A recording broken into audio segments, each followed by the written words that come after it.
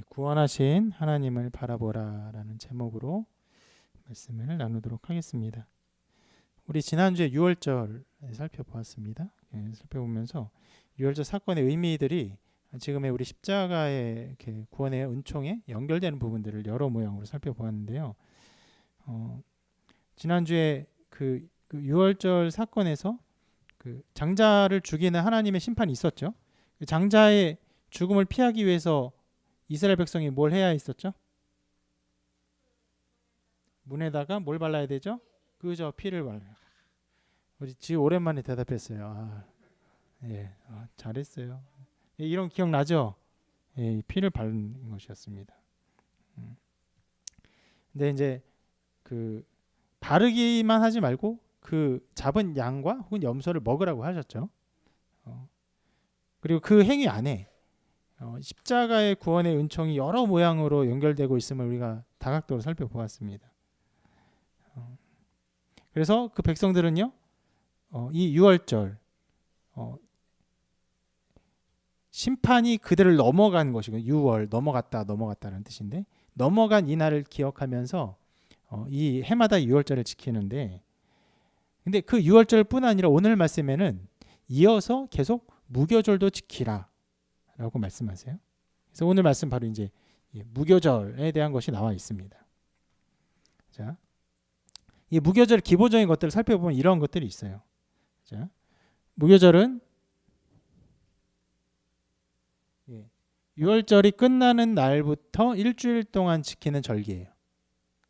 그 이스라엘의 그 날의 개념을 좀 이 부분은 좀 아시는 게 좋은데, 우리는 내일 하면은 영시가 지난 날이라고 하잖아요. 그러니까 이스라엘에게서 다음 날은요, 저녁 이후의 시간이에요. 그래서 저녁부터 다음 날 저녁이 되기 전까지가 하루입니다. 그래서 유월절이 끝나는 날이면 유월절을 그 하루 동안 지키고 이제 다음 날 저녁이 되잖아요. 그러면은 그 저녁 이후로부터가 무교절이 시작되는 거예요.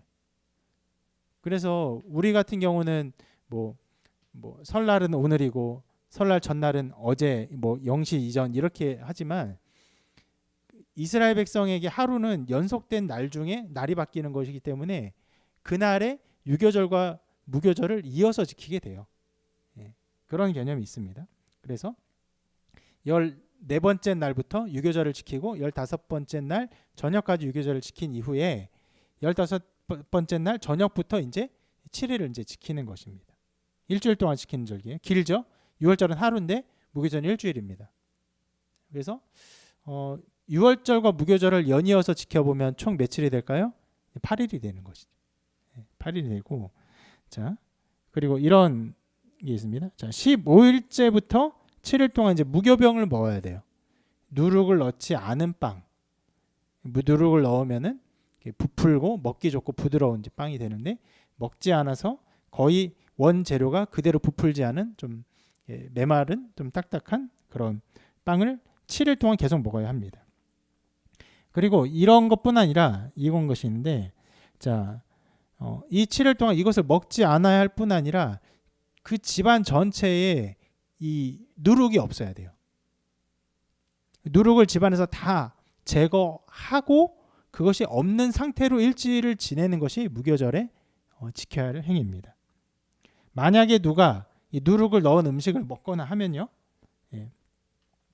이스라엘 백성이든지 혹은 외국인이든지, 외국인도 이스라엘 백성의 공동체에 들어올 수 있었거든요. 누구든지 이스라엘 백성에서 그 회중에서 끊어지는 거예요. 가족에서 추방되는 것입니다.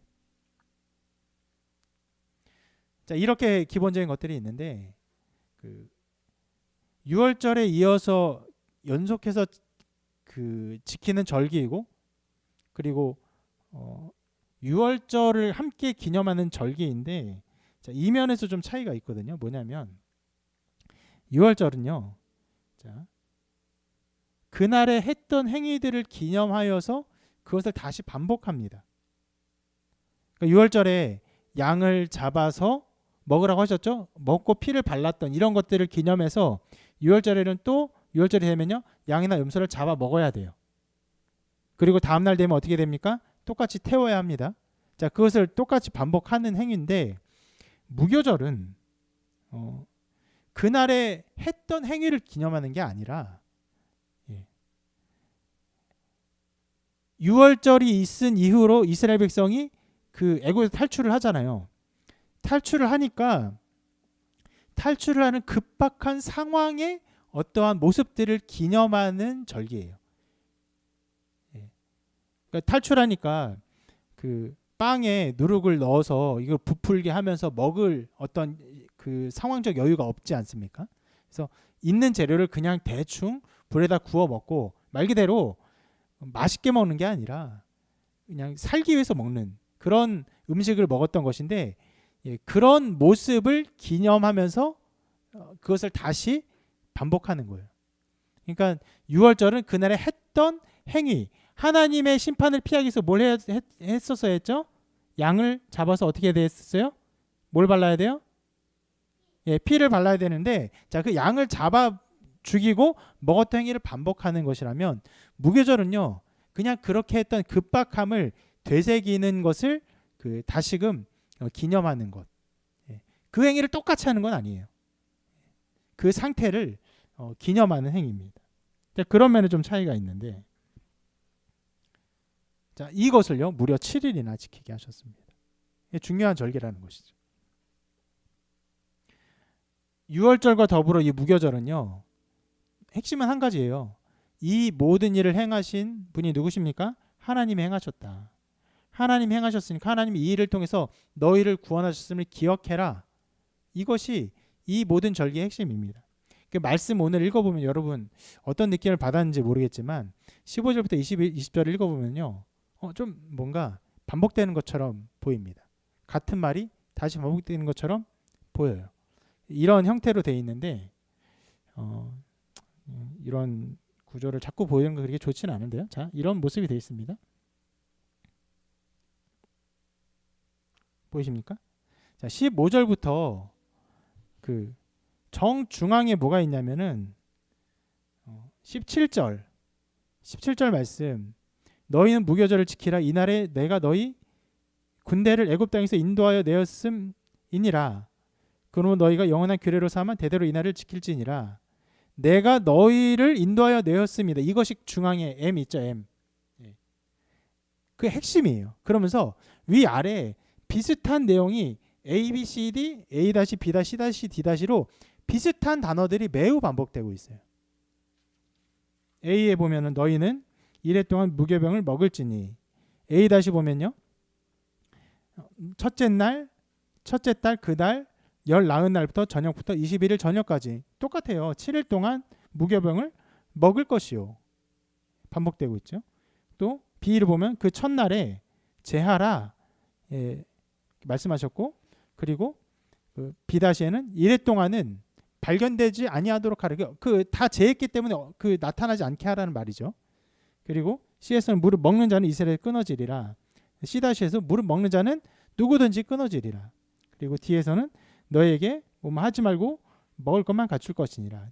또 D- 보면 너희는 먹지 말고 유하는 곳에서 먹을지니라. 굉장히 비슷한 말이 반복되면서 그냥 보면은 뭐야 위에서 했던 말을 또 반복 이게 하시네 이렇게 느낌이 있지만, 이런 식으로 반복을 하면서 중앙에 하나님께서 이스라엘 백성에게 그 전하려는 메시지의 핵심들을 강조하고 있는 것입니다. 자, 이렇게 이 구조를 통해서 이 구조를 보니까 어문학적인 구조를 가장 좋아하시는 분이 가장 눈에 띄게 보시는 것 같고, 우리 어린이들은 이거를 이것에 은혜 받은 어린이가 아니죠. 이렇게 강조하고 있는데, 그런데 자, 이 말씀의 구조를 통해서 하나님이 너희를 구원하였음을 기억하라 이것을 강조하고 있을 뿐 아니라 이 절기를 지키는 방식, 이것이 모든 사람이 이 절기를 기억하게 하려는 의도가 담겨 있음을 볼 수 있습니다. 여러분 다시 말하지만 이 무교절의 핵심은 무엇입니까? 별거 아니에요. 유교병을 먹지 말고 무교병을 먹는 것이에요. 단순한 절기입니다. 그런데 여러분 단순하지만 모든 사람에게 굉장히 영향을 끼치는 일이에요. 왜요? 먹는 것이니까. 먹는 문제니까요. 모든 사람에게 아주 깊이 영향을 끼칠 수밖에 없는 일이에요. 이것을 그래서 지키되 모든 사람이 어떻게 해요? 방관자가 아니라 이거를 전적으로 지킬 수밖에 없어요. 만약에 여러분 이 무교절을 지키는데 몇 사람의 다섯 사람의 여 사람의 한 마리 정도의 양과 염소 혹은 그것들을 제물로 그냥 바쳐라. 이렇게 한다면 어떨까요? 어떤 사람들은요 이제 방관자가 될 수 있어요. 제물을 직접 바치는 사람 혹은 제사장 이것은 그 일을 절대적으로 행해야 하는 행위자로서 여기에 전적으로 참여하지만 그것을 그냥 바친 사람은요 혹은 그 몇몇 사람에 포함된 다른 사람들은요 어떤 느낌일까요? 방관자의 느낌이 될 수 있는 거예요. 그런데 여러분 그렇게 한 것이 아니라 모든 사람이요 먹는 문제에 걸리게 했어요. 먹는 것을 다 절제시키고 이 무교병을 먹는 일에 다 참여하게 합니다. 그러면 모든 사람이 먹으면서 느낄 수밖에 없어요. 어떤 느낌을 갖게 될까요? 불만을 느낄 수 있어요. 이 맛이 없는 거를. 물론 모르겠어요. 제가 이스라엘의 문화를 잘 알지 못하겠는데 그 무교병일지라도 기가 막히게 맛을 내는 그런 레시피들이 발달했을 수도 있을 것 같아요. 근데 이것을 이 맛이 없구나. 이거를 또 해야 되는구나. 이런 불만들이 있을 수 있어요. 근데 그 불만이 있긴 하지만 그 누구라도 이 일에 전적으로 참여하지 않을 수가 없는 거예요.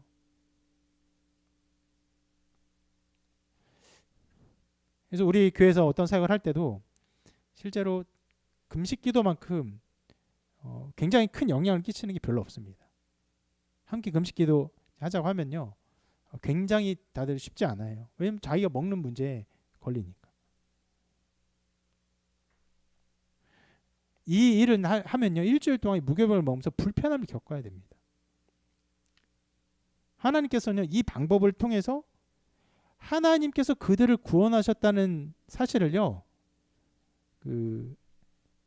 자기의 생각과 자기의 인식 속에 깊이 새기게 하셨어요.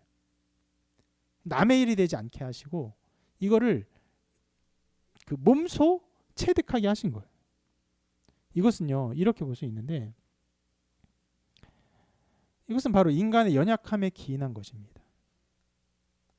하나님께서 내가 너희를 구원한 것을 내가 너희를 이끌어낸 것을 기억해라 말씀하셨죠. 그 말씀만으로 충분하다면요 하나님께서 이렇게 하지 않으셨을 거예요. 말씀하셔도 그 중요한 사건을 잊어버리고 쉽게 아무것도 아닌 것처럼 생각할 수 있기 때문에 이 먹을 거에 관계된 문제로 영향을 받게 하사 여기에 자기의 행동과 태도 그리고 육체가 얽히게 하셨어요.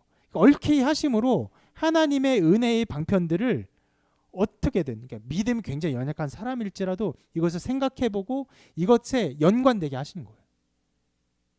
강력하지만 이것은 인간의 연약함을 돕는 하나님의 장치라고 할 수 있습니다.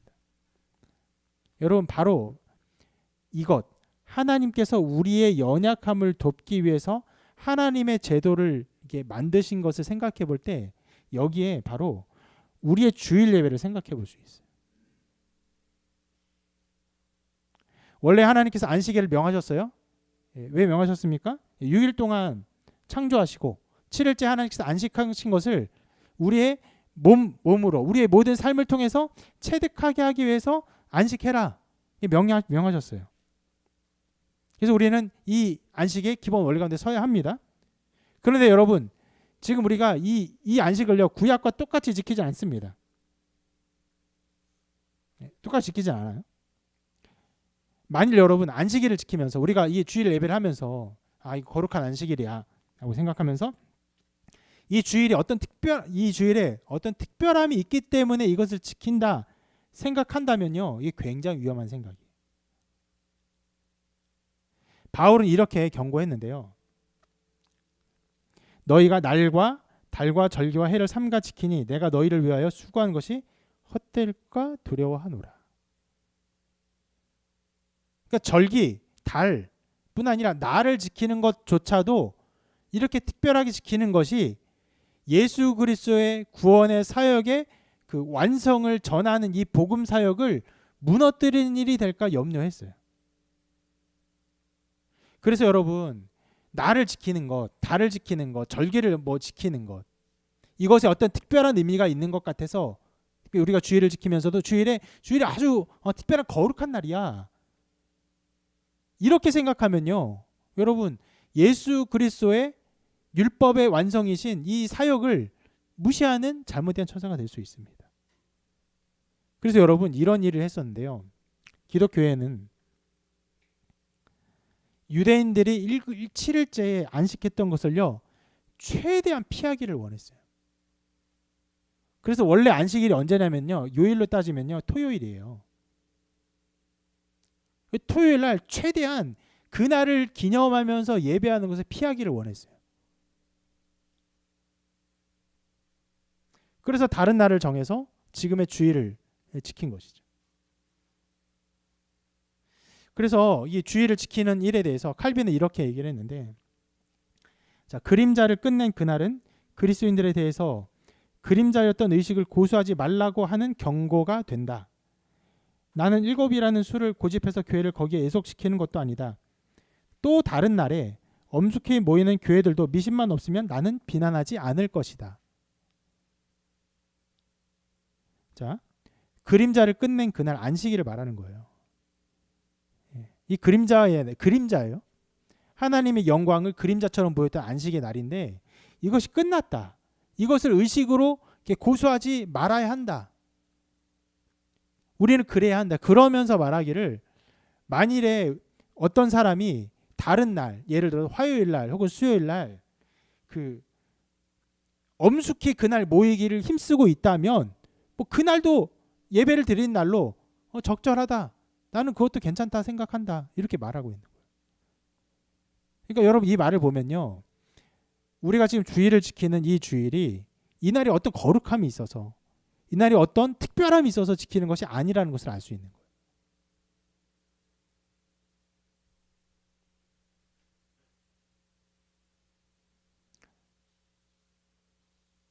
여기서 이제 안식일을 주일을 안식일로 지키는 것에 대한 논의를 더하지는 않고 실은 많은 얘기를 할 수 있는데, 오늘 이렇게 말하는 논제를 넘어서기 때문인데, 자, 제가 칼빈의 이야기를 들어서 말씀드린 것은, 기독교회가 안식일을 지키지 않게 된 것이 왜 그랬습니까? 주님의 사역의 완성을 바라보기 위해서 안식일을 어떻게 보면 힘써 지키지 않은 거예요. 그리고 더 나아가 날과 달과 절기를 힘써 지키지 않는 것인데, 그럼에도 불구하고 기독교회가 어떤 날을 지정해서 예배하고 있다는 것을 기억해야 합니다. 자, 아까 전에 말씀드리기를, 자, 이 안식일을 날을 특별한 날인 것처럼 지켜 행하는 것은 위험한 일이다. 주님의 사역의 완성을 침해하는 일이다. 이렇게 말씀드렸잖아요. 그래서 어떤 사람들이 이렇게까지 얘기합니다. 그러면 더 이상 모일 필요가 없지 않습니까? 어떤 특별한 날을 기념할 모일 필요가 없지 않습니까? 이렇게도 얘기해요. 그런데 그런 말에 대해서 칼빈은요, 이렇게 말을 하는데요. 자, 주님께서 완성시킨 이 구원을 완성시킨 이 일은 어느 하루에만 실은 국한될 것이 아니라 우리가 자신에 대해서 완전히 죽고 하나님의 생명으로 충만할 때까지 우리의 일생을 통해서 있어야 할 일이다. 무슨 말입니까? 자, 이런 말인데요. 주님의 구속을 기뻐하며 실은 날마다 예배하는 것이 우리에게 있는 일이에요. 그러니까 이제 전에는 안식일을 딱 하루 지켜서 했지만 이제 그 날을 완전히 성취했기 때문에, 그래 날을 지켜 정하진 않지만, 그렇기 때문에 우리에게 주어진 어떤 마땅함은 무엇이냐? 이 주님의 구원 사역의 아름다움과 기쁨을 날마다 향유하는 거예요. 매일마다 예배하는 것이 마땅하다는 것이.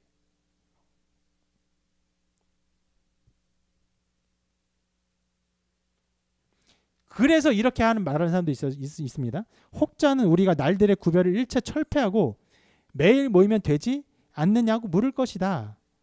그렇게 할 수만 있으면 얼마나 좋을까? 영적 지혜를 위해서는 매일 얼마만큼 시간을 배정할 가치가 있다. 그러나 많은 사람들이 연약해서 매일 모일 수 없고 사랑의 원칙이 그들에게서 그 이상을 요구하는 것을 허락하지 않는다면 무슨 까닭에 우리는 하나님의 뜻이 정해주신 질서에 복종하지 않을 것인가? 말이 진짜 겁나 어려운데요. 저도 좀 어렵게 하는 편, 저 이상으로 참 어렵게 하는. 매일 모이는 게 좋다는 말이에요. 매일 좋다는 말인데 그런데 연약해요. 사람들이 매일 모일 수 없어요. 왜요? 일도 해야 되죠. 여러 가지 상황들이 있어 매일 모일 수 없어요. 그런 상황에서 그 이전에 하나님께서 안식일을 지정하면서 하루씩 모이게 하셨던 이 도덕적 원리, 이 우리의 마땅한 그 신앙의 습관들을 굳이 폐할 필요가 없다. 이것을 지키면서 모이는 것이 적절하다 할 것이다. 그러니까 매일 모이는 것이 맞지만 이 구속의 완성의 측면에서 안식일은 철폐되어서 우리가 그럼 예배들을 안 드려도 되지 않습니까? 실은 그런 말은요 불신자들이 하는 말이고요. 예수 그리스도의 구속의 완성을 바라보는 신자들은요, 이 아름다움을 우리가 날마다 향유하는 것이 맞지 않습니까? 어느 하루 정하는 것이 아니라 맞다.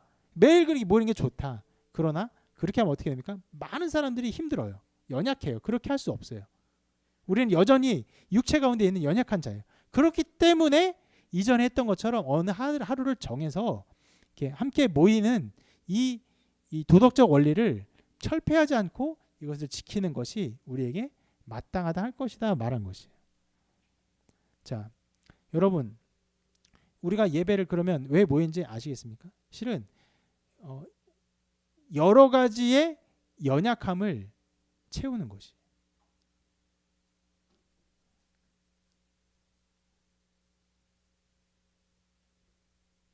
모이지 않기를 바라는 사람들은 실은 이제 그런 사람들은 불신자여서 우리가 별로 말할 가치가 없긴 한데요. 그렇게 되면요. 신앙이 굉장히 연약해질 거예요. 주님께서 완성하셨기 때문에 굳이 모일 필요가 없지 않습니까?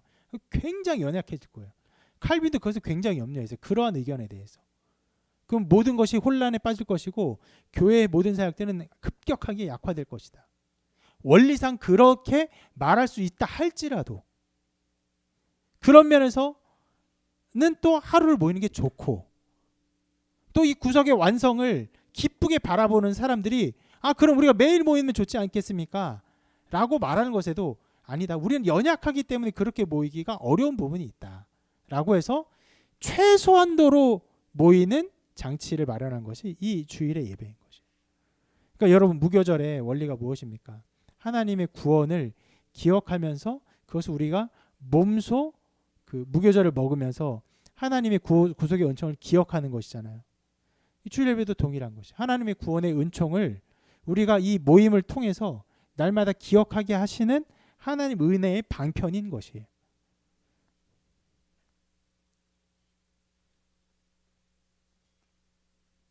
그러므로 여러분 우리가 이 주일에 모이면서 실은 피해야 할 마음이 있고 가져야 할 마음이 있습니다. 이거는 그렇고요.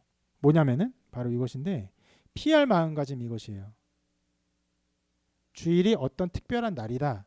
이거 피해야 됩니다. 여러분 이 날에 어떤 특별한 거룩함이 있는 것이 아니에요. 그러니까 주일이라고 해서 우리가 함께 예배드리는 날로 지정하 모이지만 이 날이 뭐 주님이 임하는 특별한 날이라고 생각해서는 안 됩니다.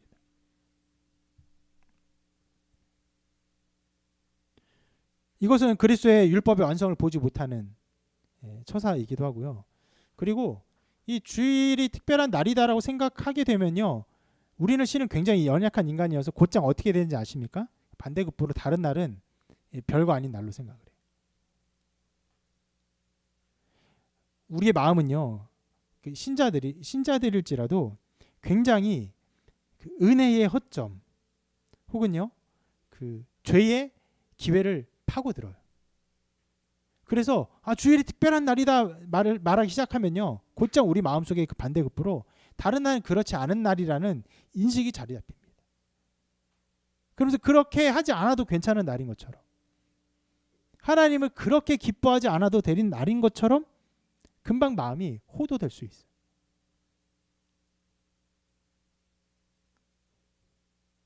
그러므로 여러분, 이 마음이 실은 어떻게 보면 굉장히 위험한 마음이에요.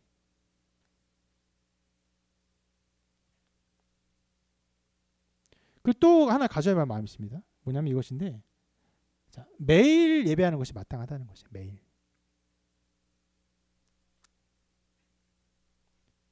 그것이 우리에게 그 맺어져야 될 열매입니다. 항상 예배하는 것. 이 두 가지 마음은요, 함께 병행해서 가야 돼요.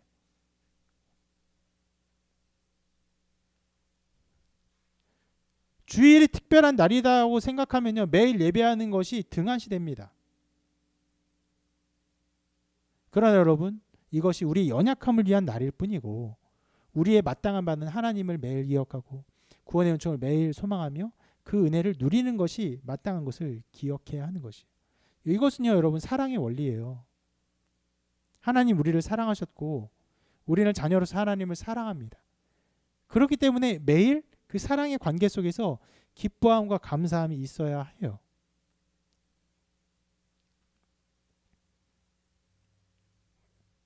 우리 막내 지우한테 물어볼게요. 아빠가 지우를 매일마다 사랑하는 게 좋아요?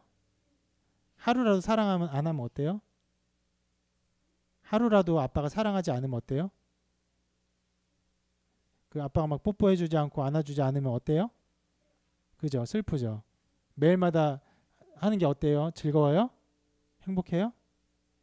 매일마다 사랑해주는 게 행복해요? 그렇죠. 실제로 그렇습니다. 어린아이는요, 부모의 사랑을 날마다 받아야 돼요. 하루도 빠짐없이 받아야 돼요. 어린아이처럼 우리가 하나님께 나아가야 되는데 이러한 마음이 있어야 되는 거예요. 하나님의 사랑을 전적으로 갈구하는 마음, 그것이 얼마나 좋은지를 아는 마음, 그것이 없어도 괜찮은 것처럼 살아가는 완악한 마음, 그 어른의 그 완고한 딱딱함이 아니라 어린아이의 부모를 향한 이 사랑의 마음, 사랑을 갈구하는 마음, 그 마음으로 살아가야 합니다.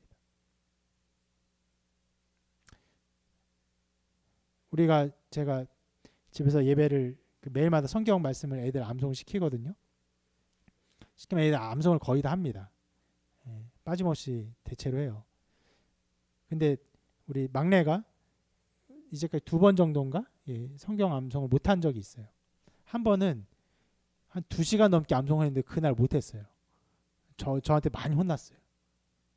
많이 혼나고 저도 너무 속상했어요. 다음날 자고 일어났는데도 막 속상함이 제가 막 풀리지 않았어요. 그러니까 지우도 신기하게 다음날 일어나니까 눈 뜨자마자 거의 보지도 않고 그 못 외웠던 말씀이 줄줄줄 나오는 거예요. 그렇게 됐는데 뭔가 제가 그 속상함이 풀리지 않으니까 함께 유치원 가고 하는데도 지우가 계속 눈치를 보고 힘들어하고 막 이런 거예요. 근데 얼마 전에도 또 못 외운 날이 있었어요. 근데 이런 상황이 못 외우겠다는 판단이 빨리 돼서 그냥 빨리 못 외운 거로 그냥 끝내고 다음날 됐어요. 다음날 되니까 못 외운 거에서 마음이 슬픈 거예요. 근데 저는 뭐 그 전처럼 그렇게 막 이렇게 힘들고 어렵지 않았거든요. 그래서 그냥 평소처럼 그 좀 따뜻한 마음으로 대해줬어요. 그랬더니 자기가 못 외워서 슬프지만 아버지의 사랑을 받으니까 아무렇지 않은 날이 돼요. 아버지의 사랑만 있으면요 되는 거예요. 그것만 있으면 만족하는 것이에요. 여러분, 우리가 이와 같이 하나님의 마음으로 만족하며 기뻐하며 하나님을 매일 신 예배하는 것이 하나님을 즐거워하는 것입니다. 하나님의 구원의恩賜을 기뻐하는 것이. 이것을 기억해야 돼요. 그리고 우리 연약함에 기인하여서 우리가 주의를 이렇게 지킨다는 것을 이렇게 살펴보았는데요. 이거 관련해서 우리 교회가 사역하고 있는 것도 다시 한번 되짚어 볼 필요가 있습니다. 우리가 한 3주 전부터 성경 읽기를 시작했습니다. 지금 방송으로만 우리 교회 예배를 보시는 분들은 이게 무엇인지 전혀 알지 못할 텐데 우리가 너희가 서로 짐을 지라라는 제목을 가지고 성경을 함께 나누어 읽습니다. 9권으로 분책된 성경책이 있거든요. 나누어진. 그리고 그 한 책마다 열흘씩 성경을 읽을 수 있는 그 분량이 돼 있어요. 그래서 총 90일 정도면 성경을 일독할 수 있게 되었는데 이거를 우리가 한 명이 한 권씩 나눴어요. 나눠서 열흘 정도에 읽어와야 되는데 우리가 주일마다만 만나기 때문에 짧게는 14일 정도, 2주 정도 읽어오도록 요청을 했고 또 늦으면 뭐 3주나 4주도 걸릴 수도 있죠. 읽어오면은 읽으면서 자기가 정해진 색연필로 은혜 받은 말씀에 색칠을 하고 그리고 가지고 오면은 그 책을 서로 다 읽은 사람끼리 바꾸는 거죠. 바꿔서 빠른 계획에 따르면은 2주씩 9번이 지나면은 이제 성경을 다 돌아가면서 읽게 되죠. 그러면 우리 전 교인이 성경 일독을 전체가 다 하게 되는 거예요. 근데 만약 누군가 어떤 성경책을 가져가서 이 책을 안 갖고 와요. 막 3달 4달 또 안 갖고 와. 그럼 어떻게 됩니까? 우리 성도 전체가 성경 일독을 할 수가 없어요. 성경 읽기 어느 순간 멈추는 것입니다. 그래서 서로 짐을 지는 느낌으로 서로에게 성경 일독에 부담을 주는 느낌으로 이 성경 읽기를 시작을 했습니다. 그리고 그 칠하는 것도 사람마다 색이 다르기 때문에 서로 어떤 색으로 은혜 받았는지 보면서 이렇게 성경을 읽고 또 이것이 성경 일독이 완료가 되면은 9가지 색깔이 서로 막 다르게 칠해져 있잖아요. 이것을 우리 추후에 오는 새 가족에게 성경 선물로 우리 성도들이 은혜 받은 말씀이 칠해져 있는 성경책으로 선물로 주려고 이 사역을 진행하고 있습니다.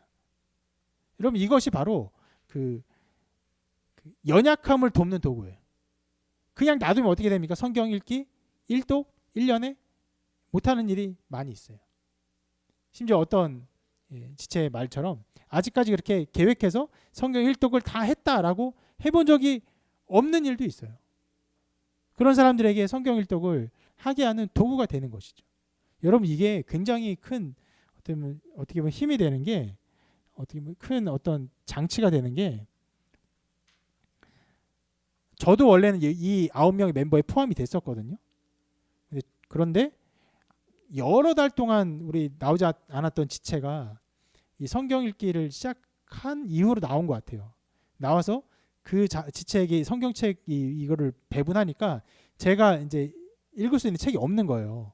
9명이 다 나눠 가졌고 저까지 10명이어서 그래서 저는 그렇게 책을 가지고 색칠하면서 이렇게 읽는 것에서 빠지고 저는 알아서 읽어야 되는 상황이 됐습니다.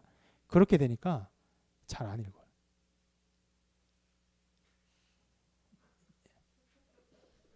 제가 이거를 발휘했음에도 불구하고 이 시스템이 주는 영향에서 벗어나니까 금방 나태해지는 거예요. 그러니까 아내가 날마다 이거 읽어야 되는데라는 어떤 긴급함, 급박함, 어떤 쫓기는 마음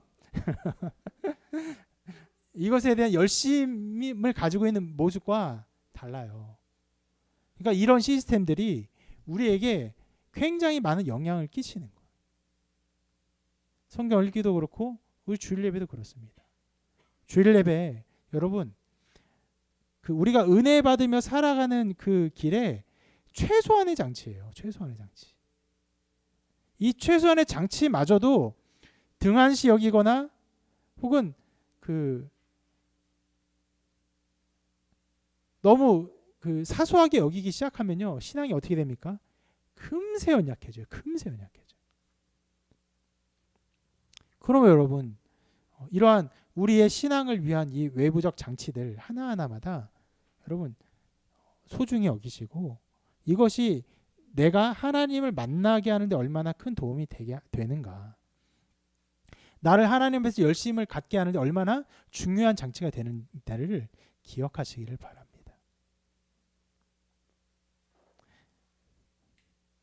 그리고 그런 장치로 우리가 성경 읽기를 하고 있는데요. 네, 시작하고 난 이후로 여러 좀 그 어려움들이 있어요. 예, 있지만 네, 어쨌거나 우리 모든 성도들이 성경 읽기에 다 동참해서 빠른 시일 안에 생각에는 한 8월 정도에 맞췄으면 좋겠는데 8월 정도까지는 모든 사람이 1독을 다 완성하는 그런 교회가 있겠습니까? 예, 모든 성도가 1년이 다 가지 않았는데 다 1독하는 이 일에 동참하게 되기를 바랍니다. 그리고 마지막으로 자, 오늘 말씀에서 누룩을 먹지 말라라는 이제 의미가 있었는데 그 먹지 말라는 것 말고 또 중요한 게 있어요. 누룩을 모든 집에서 제해라 라고 말씀하셨어요. 이렇게 명령하셨어요. 왜 이렇게 하셨을까요? 중요한 건 누룩이 들어간 빵을 먹지 않는 게 중요하죠. 그런데 그게 아니라 아예 그 집에서 누룩을 다 없애라 말씀하셨어요. 후일에 신명기에서는 이렇게 기록합니다. 이것을요. 그 이래 동안에는 내 모든 지경 가운데 누룩이 보이지 않게 할 것이요. 모든 지경에 살아가는 모든 터전에서 누룩을 없애라는 거예요.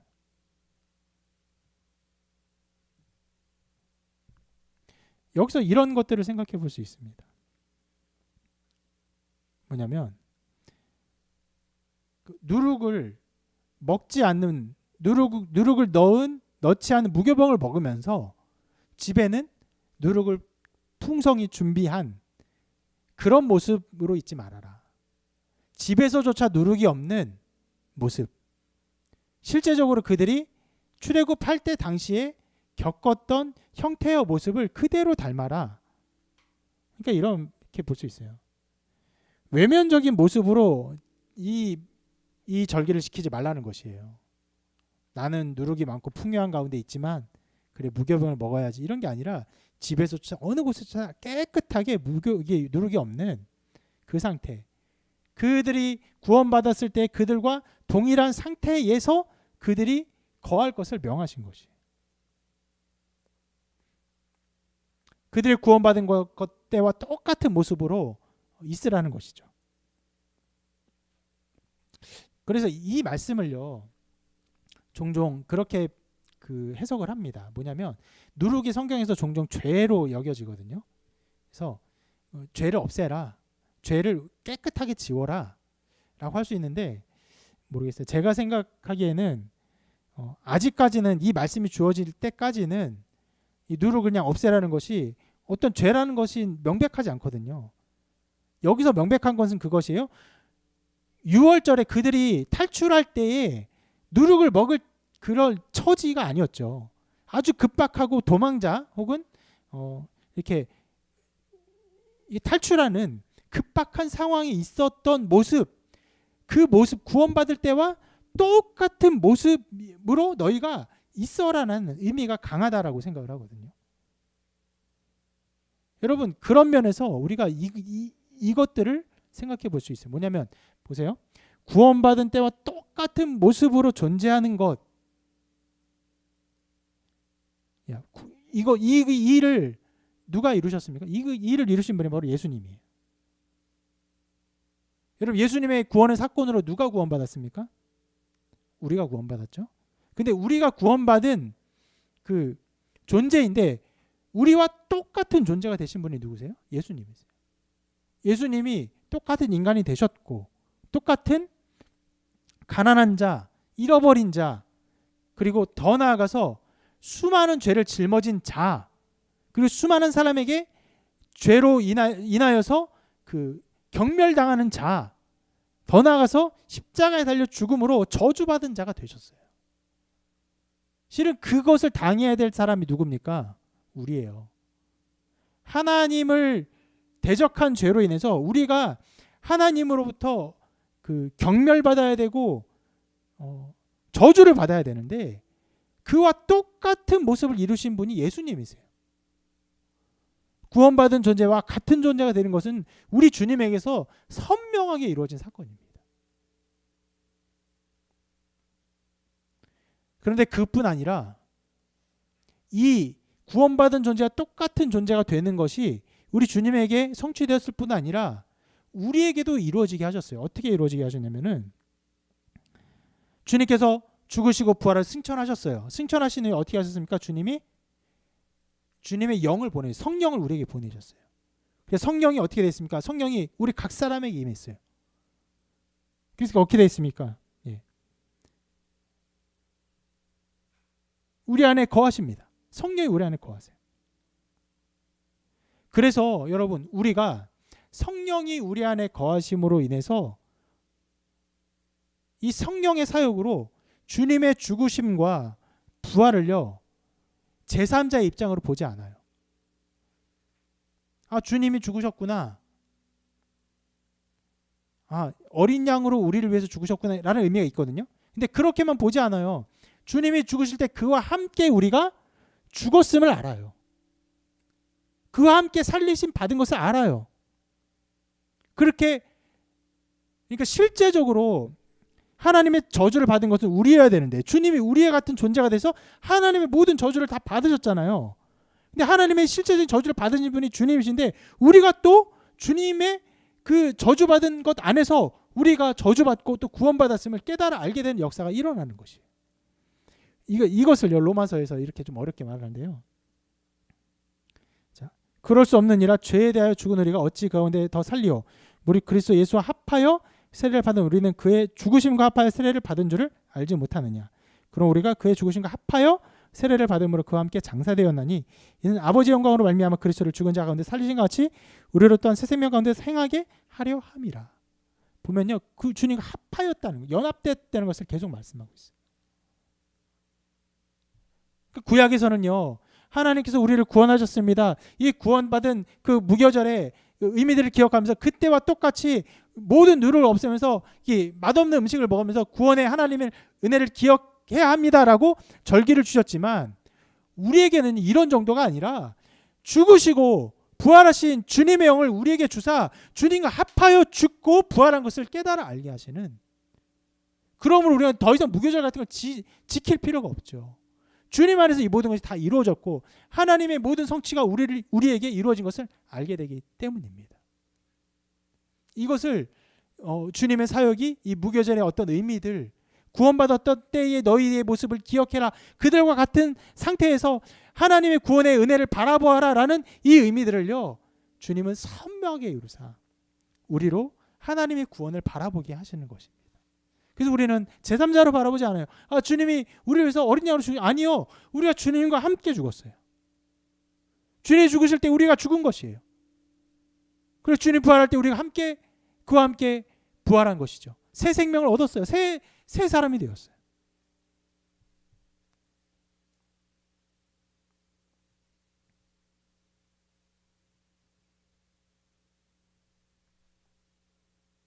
그리고 여러분 이러한 일들이 있기에 성령께서 우리에게 임하사 성령으로 인해서 그 하나님의 일들을 우리가 날마다 재확증하죠.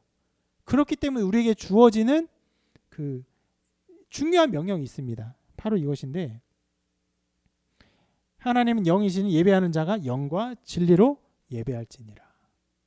어떤 사람들은요 이게 원래 신령과 진정으로라고 표현되어 있었어요. 신령과 진정은 어떤 느낌입니까? 우리의 마음의 열심을 다하는 느낌, 진심을 다하는 느낌. 아니에요. 우리의 마음을 다하는 게 아니라 성령과 진리로 예배하라는 거예요. 하나님의 영으로 예배할 때 우리가 하나님의 구원의 은총을 온전히 바라볼 수 있는 거예요. 그러므로 하나님의 영으로 예배하기를 소망하며 기도해요. 하나님, 우리는 우리의 힘과 능력으로 예배할 수 없습니다. 성령으로 우리를 충만하게 하사 영으로 예배하게 하시고 하나님의 이 진리의 말씀을 온전히 깨달을 수 있도록 은혜를 주시옵소서. 라고 하는 것이죠. 그래서 우리는 이 영과 진리로 예배하는 예배를 통해서 하나님의 구원의 은총을 선명하게 바라보는 것이에요. 무교절처럼 이 음식 먹으면서 우리가 이런 사람이었지, 이렇게 구원받았지, 그런 정도가 아니라 하나님의 영이 우리 안에 임하사 주님의 죽으심과 부활 가운데 우리가 새 생명 얻었음을 선명하게 바라보며 하나님을 기뻐하게 하신 것입니다. 그렇기 때문에 우리는 이 무교절을 바라보면서 우리가 해야 할 일이 이것이구나. 하나님의 구원의 은총을 바라보아야 하는 것이구나. 아까 그 말씀의 중앙에 있었죠. 내가 너희를 구원하였다. 이것이 말씀의 핵심 아닙니까? 그것을 이루게 하기 위해서 무교절을 그 그림자처럼 주셨지만 우리에게는 예수님의 십자가를 통해서 하나님이 우리의 구원자 되심을 선명하게 알게 하신 것입니다. 그럼 우리는 예배를 영과 진리로 드려야 하고 또 날마다 이 주일뿐 아니라 날마다 기뻐하며 드려야 해요. 여러분 날마다 주님과 동행하며 이 주님의 사랑을 맛보고 어린아이처럼 이것을 즐거워하는 여러분의 삶이 되기를 주님의 이름으로 축원합니다.